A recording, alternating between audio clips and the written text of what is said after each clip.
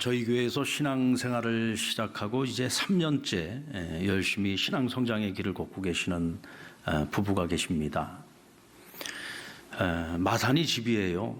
교회까지 한 40분 정도 시간이 걸리는데 이 두 분이 부부가 함께 교회까지 오시는 그 길이 늘 매주마다 소풍을 가는 설레임으로 교회를 오시고 있다고 그러시더라고요. 남편분은 처음 저희 교회 오실 때 친구 때문에 이제 처음 교회로 오셨는데 저는 한 번 오고 안 오실 줄 알았는데 매주 교회로 오시더라고요. 그럼 처음에 어떤 마음으로 교회를 오셨느냐? 처음에는 인문학 강의를 듣는다는 마음으로 교회를 오셨다는 거예요.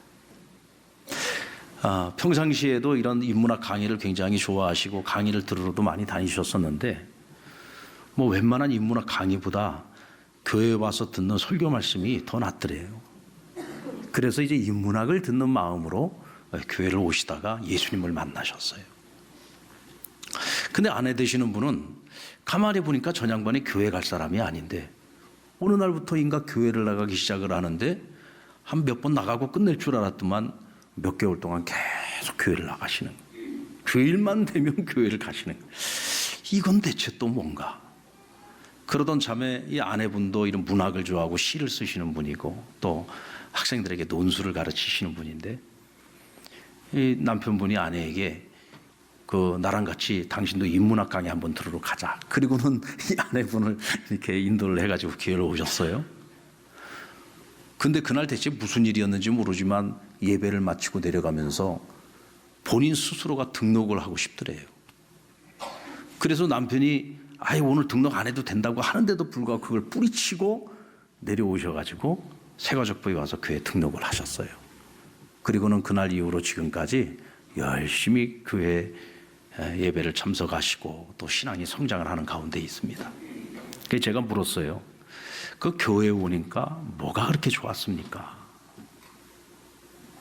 그리고 이전에 절에 다닐 때와 가장 큰 차이점이 뭡니까? 이분이요, 특히 아내 되시는 분이 이 불교에 굉장히 열심히 있는 분이었습니다. 여러분, 우리는 새벽 기도가 있잖아요. 절에는 새벽 예불이 있답니다.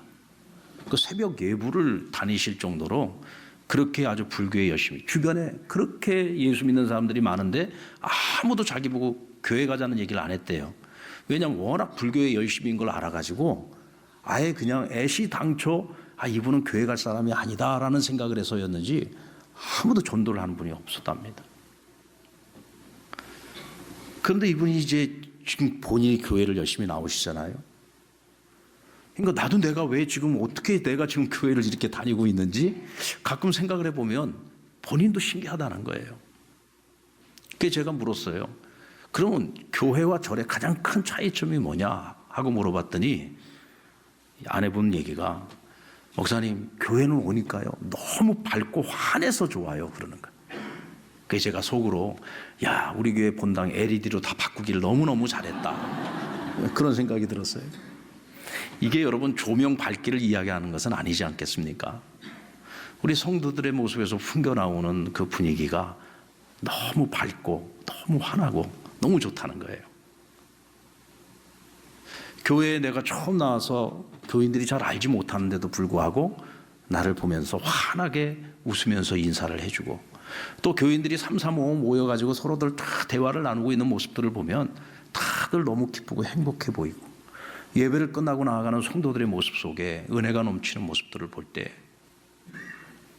교회는 정말 다르더라는 거예요. 너무 밝고 환하고 은혜가 있고. 여러분들 우리 이 창원에서요 40분 거리는 굉장히 먼 거리입니다.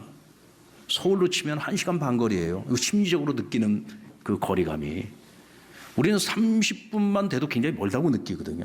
40분 그 먼 거리에서 교회까지 올 때에는 오는 그 길이 너무 좋은 거예요. 마치 설레이는 마음을 가지고 예배를 오신다는. 오늘도 그런 마음으로 오셨죠? 네, 오늘도 그런 마음으로 오셨을 거예요.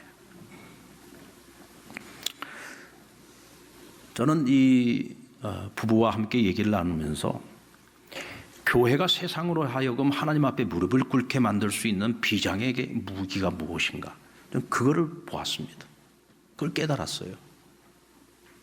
세상이 가지고 있지 못한 것으로 교회는 세상을 하나님 앞에 굴복시킬 수가 있어요. 그게 뭐냐? 바로 기쁨이에요. 그것이 뭐냐? 바로 평강이에요. 이게 세상에서 흔히 일반적으로 말하는 그런 기쁨, 그런 평강은 아닙니다. 이것은 하나님만이 우리에게 주실 수 있는 절대 기쁨, 절대 평강입니다. 세상의 가치관에서 보십시오. 근심, 걱정, 염려거리가 마치 밀려오는 파도처럼 그치지 않고 계속해서 우리 인생에 찾아오고 있는데 어떻게 매일 항상 기뻐할 수가 있겠어요? 어떻게 매일 항상 흔들리지 않는 이 평강의 마음을 가지고서 우리가 행복하게 살아갈 수가 있겠습니까? 세상적 관점으로는 이건 절대로 불가능한 일입니다. 그런데 오늘 사도 바울은 오늘 우리 그리스도인들을 향해서 이렇게 말합니다. 주 안에서 항상 기뻐하라. 우리가 항상 기뻐할 수 있는데 그것은 주 안에서만 가능하다는 것입니다. 하나님이 주시는 기쁨, 그것은 절대 기쁨이에요. 상황, 환경 전혀 상관없습니다. 어떤 상황 속에서도 우리가 항상 이 절대 기쁨을 누리면서 살아갈 수 있다는 거예요. 이 절대 평강을 누리면서 살아갈 수 있다는 거죠. 19세기 중국 선교사로 갔던 앤 왈터 핀이라고 하는 미국의 아름다운 여성 처녀 선교사가 있었어요. 앤은 의과대학을 졸업하고 곧장 선교사로 자원해서 중국으로 떠납니다. 당시 중국은요, 이쪽 서구 사회에서는 미지의 세계였습니다. 심지어 어떤 이들은 중국 가면 죽는 줄 알았어요. 왜냐하면 너무 낯선 땅이었기 때문에. 근데 시집도 안 간 처녀가 사랑하는 딸이 학교 졸업하자마자 선교사를 간 겁니다. 얼마나 불안했겠습니까? 그 부모가. 그 중국으로 떠난다는 어떤 사람을 알게 돼서 그분에게 210불이라고 하는 그 당시는 큰 돈이었던 것 같아요.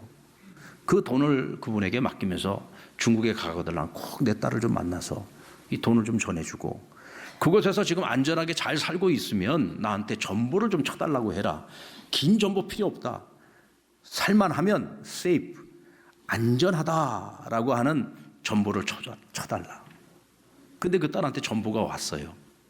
그런데 어머니가 기대했던 safe가 아니라 delight, 기쁨이라고 하는 단어가 전보로 온 거예요. 이 어머니는 딸이 안전하게 있으면 안심이 돼요. 근데 안전하지 못하면 불안하겠죠.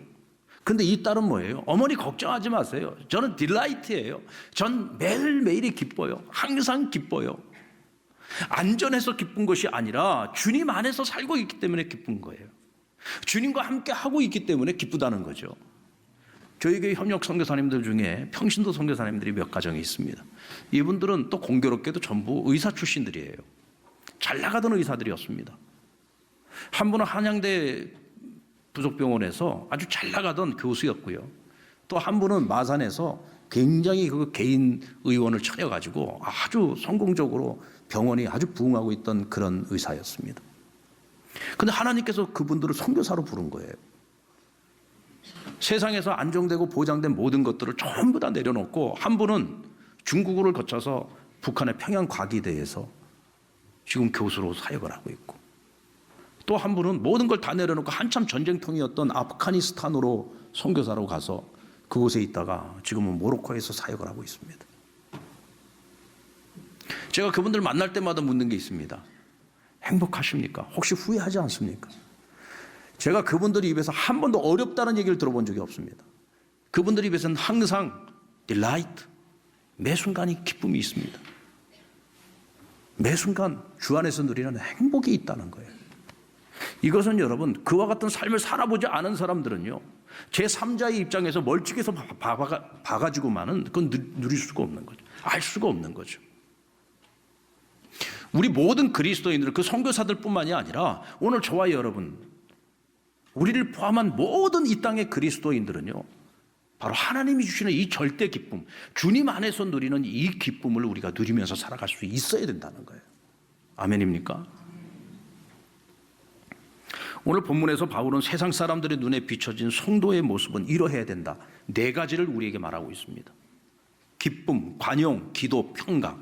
우리 한번 따라올까요? 기쁨, 관용, 기도, 평강. 여기서 주 안에서 살아가는 사람의 삶의 결과가 뭐냐? 기쁨과 평강이에요. 그러면 이 기쁨과 평강을 우리가 어떻게 얻을 수 있느냐? 그것은 우리가 세상 사람들에게 관용을 보여주는 삶을 통해서 얻을 수 있대요. 아무것도 염려하지 말고 기도와 간구로 하나님 앞에 감사함으로 나아갈 때 너희가 하나님이 주시는 이 절대 평강을 누릴 수 있다고 바울은 가르치고 있습니다. 자, 그렇다면 먼저 주 안에서 항상 기뻐하라는 이 바울의 권면을 먼저 생각해 봅니다. 4절 말씀에 보면 주 안에서 항상 기뻐하라, 다시 말하노니 기뻐하라 그랬어요. 반복적으로 기쁨에 관한 삶을 요구하고 있습니다. 이것은 여러분 절대 명령입니다. 그리스도인이라면 이 기쁨을 우리는 반드시 누려야 된다는 거죠. 여러분, 그리스도인으로 살아가는 우리의 삶 속에 기쁨이 없다고 한다면 믿지 않는 사람들이 우리를 보면서 우리가 믿는 예수 믿고 싶겠습니까? 뭔가 달라야 되잖아요. 내가 가지고 있지 못한 것을 그 사람이 가지고 있을 때 그가 믿는 하나님에 대해서 관심이 생기지 않겠습니까? 예수 믿는 우리가 맨날 우거지상을 해가지고 맨날 슬픈 얼굴을 해가지고 늘 우울해가지고 그러고 살아간다면 그런 우리를 보면서 누가 예수 믿고 싶겠어요?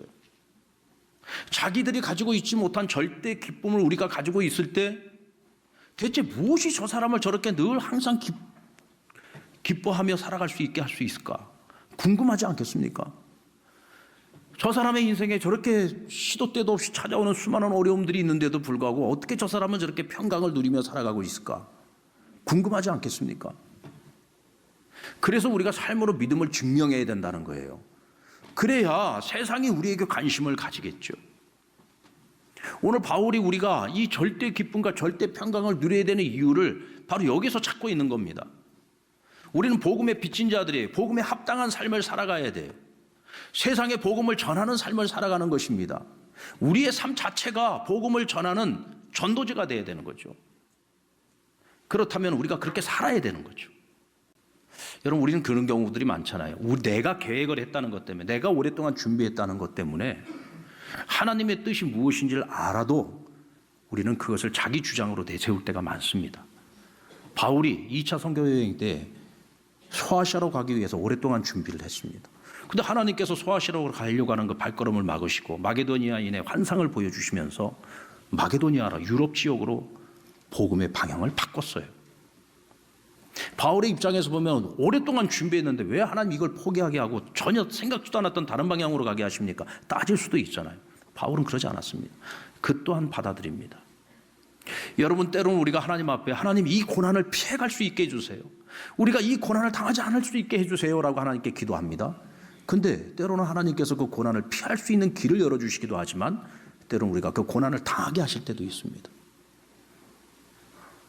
우리는 고난을 피하게 해줄 때는 하나님께 감사하지만 고난을 내가 감당해야 될 때는 불평과 원망을 할 수가 있겠죠. 근데 여러분, 참 믿음이 무엇입니까? 참 믿음이라고 하는 것은요, 모든 것을 하나님의 뜻으로 받아들이고 수용하고 하나님의 뜻 앞에 따라가는 것, 그것이 참 믿음이죠. 자기를 주장하는 것은 믿음이 아닙니다. 참 믿음은 하나님의 뜻을 쫓아서 하나님의 인도하심을 따라 그것을 받아들이고 수용하는 것입니다. 이때 우리는 절대 기쁨을 잃어버리지 않을 수 있습니다. 자기를 주장하니까 우리가 자꾸 절대 기쁨을 잃어버리는 거예요.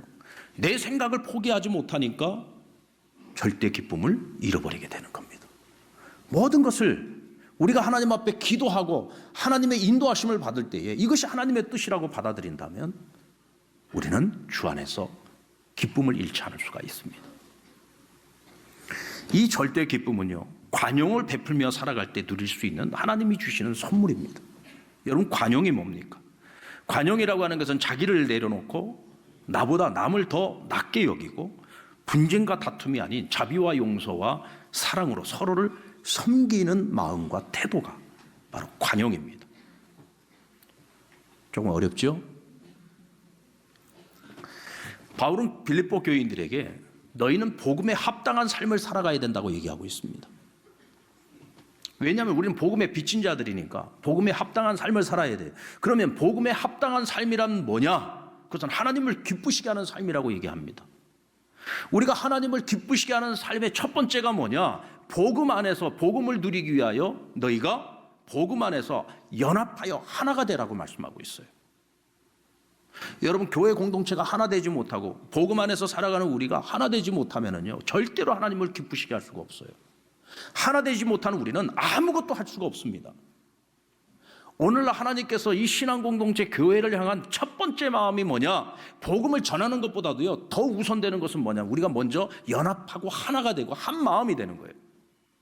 그래야만 우리가 세상을 향해서 복음을 전할 수 있습니다. 그럼 우리가 하나가 되기 위해서 우리가 어떤 마음을 가져야 되느냐? 바울은 우리에게 그리스도 예수의 마음을 가지라고 말합니다. 그럼 그리스도 예수의 마음이 뭐냐? 하나님과 본래는 한 분이신데 하늘의 보좌를 버리고 이 땅에 인간의 몸으로 오셔서 인류의 대속 제물이 되기 위하여 하나님 아버지의 뜻 앞에 순종하고 죽음의 길, 십자가의 길을 걸어가라고 하시는 그 하나님의 명령 앞에 죽기까지 복종하는 것, 그것이 바로 예수 그리스도의 마음입니다.